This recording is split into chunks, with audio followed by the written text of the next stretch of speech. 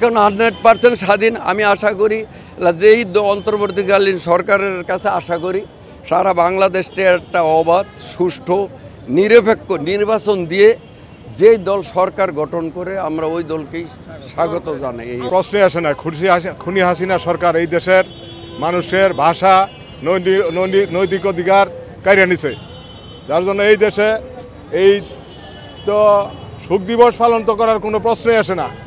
এই যে শোক দিবস পালন করা হবে আমাদের ছাত্র ভাইরা যে রক্ত দিয়েছে আন্দোলন করেছে তাদের জন্য শোক দিবস পালন করা উচিত।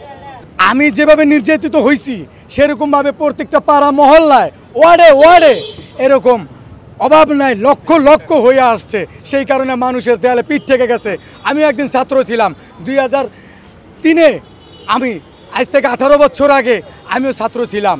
আমার ছেলেও ছাত্র, আমার ছেলের বয়স 16 বছর, আরেক ছেলের বয়স 12 বছর। এই দুইটা ছেলে ক্যাঙ্গারু দেখছেন আপনারা, ক্যাঙ্গারু দেখেন নাই, ক্যাঙ্গারু দেখেন কিভাবে আমি নির্যাতিত হয়েছি, কিভাবে আমার অবস্থা, কিভাবে আমার দেহ ফুটেজ দেখেন। এরকমভাবে শুধু শুধু এই দলীয় অফিস আমার নাম নাই, কিন্তু অথচ পুরো মাইরের বেলায় আমি 100 আমার পিঠের উপরে আমার শরীরের উপরে নির্যাতন চলছে। জিগান আছে নাকি, কি কারণে? আমি ইসলামী ব্যাংকে ভালোবাসি বলা, ইসলামী ব্যাংকে ফাউন্ডেশনের আমার চেক পাইছে, আমার বোন প্রবাসী, সে তাদের ডকুমেন্টস অ্যামাউন্ট সব, আমি একটা মাত্র ভাই ছোট, আমি সেখানে আমি এখানে করি। আমার সেই পথে রিক্সা থেকে নামায়া সেই টাকা আমার আত্মীয় স্বজনকে না দিয়া দেয় নেতা নুর ইসলামের হাতে। তিনি যেমন খুশি তেমন কইরা আমাকে রাত্রে বলে, দেখ ছেলেদের কেতিম করিস না, ছেলেদের কেতিম করিস না। আজ থেকে 3 মাস আগে রাত্রে 2টা বাজে পুলিশ 8টা পুলিশ মুগদা থানার পাড়ায় দেয়, অথচ ওয়ার্ডেম মাদক ঘরে ঘরে বেচে। স্কুলে যে গাড়ি চালায় ফোন দিয়ে আপনার ছেলে আপনি লয়ে যান মাস্টরে। আমার মুখের কথা না, আসেন আপনারা মিডিয়া, আসে আপনার ছাত্র সমাজ, আসেন যত সেনাবাহিনী আছে, ঠিক আছে। আমি কি বলবো, এখনো বর্তমানে আমাকে নিয়ে নানানভাবে ষড়যন্ত্র চলতেছে, ইট মারে পাটকেল মারে নানানভাবে। এখন থেকে 15ই আগস্ট খুশির দিন। 3টা নির্বাচন আমি দেখেছি, 3টা নির্বাচনে কোনো সাধারণ মানুষ, জনগণ এই দেশের কেউই ভোট দিতে পারে না। যারা একটা জোর করিয়া ক্ষমতা দখল করিয়া নিয়েছে। মানুষের খালি পদ্মা সেতু, মেট্রো রেল, এলিভেটেড এক্সপ্রেস উন্নয়ন, সাধারণ মানুষ অলি গলিতে বা বাজারে যায় যেন একটু বাজার করিয়া খাইতে পারবো। আমার মনে হয় মধ্যবিত্ত ফ্যামিলি বা নিম্নবিত্ত ফ্যামিলি বা আমরা মধ্যবিত্ত ফ্যামিলি আছে, বাজারে এখনও যাইতে সাবাস পাই না। বাজারের সিন্ডিকেটটা এমন।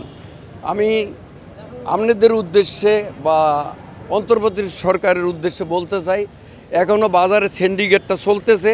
এই সিন্ডিকেটটা ভাঙতে পারলে দেশের মানুষ 18 কোটি মানুষ উপকৃত হইবে। আমি 15 আগস্ট আমি নিজে দেখছি মিষ্টি বিতরণ করছে, এবং দেশবাসী কোনো লীগের নেতাকর্মীরা আমরা পথে ঘাটে দেই না, সাধারণ মানুষ রাস্তাঘাটে এরকম নামিয়ে আইছে। এইটা আসছে বেশি হওয়া উচিত।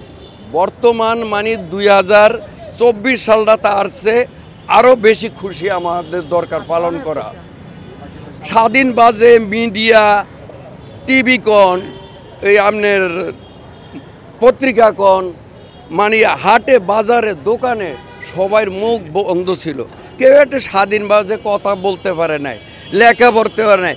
এই মোবাইল তো কতজন আপনার ডিলিট করছি, হাজার হাজার ছবি ডিলিট করছি, পারি নেই, পোস্ট করতে পারি নেই। হ্যাঁ, এখন 100% স্বাধীন। আমি আশা করি যেই অন্তর্বর্তীকালীন সরকারের কাছে আশা করি সারা বাংলাদেশে একটা অবাধ সুষ্ঠু নিরপেক্ষ নির্বাচন দিয়ে যেই দল সরকার গঠন করে আমরা ওই দলকেই স্বাগত জানাই।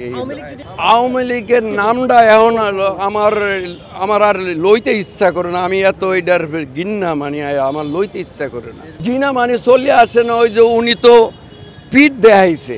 আমরা মনে করেন 2008-9 আমার হাতের তোর মোবাইল কারিয়ে নিয়ে গেছে, হাতের তোর মোবাইল নিয়ে গেছে। প্রশ্নে আসে না খুনি হাসিনা সরকার এই দেশের মানুষের ভাষা নৈতিক অধিকার কাইরা নিছে, যার জন্য এই দেশে এই তো শোক দিবস পালন তো করার কোনো প্রশ্নই আসে না। এই যে শোক দিবস পালন করা হবে আমাদের ছাত্র ভাইরা যে রক্ত দিয়েছে আন্দোলন করেছে তাদের জন্য শোক দিবস পালন করা উচিত। এই দেশে খুনি হাসিনার এই দেশে কোনো শোক দিবসের জায়গা নাই। নির্বাচনটা আসার প্রশ্নই আসে না, তারা নির্বাচনে আসবে কেমনে? তাদের তো কোনো ভিত্তি নাই, তাদের তো জনসমর্থন নেই, লোক নাই। এই দেশের মানুষ তাদের বিরুদ্ধে ঐক্যবদ্ধ হইয়া রাস্তা নামছে।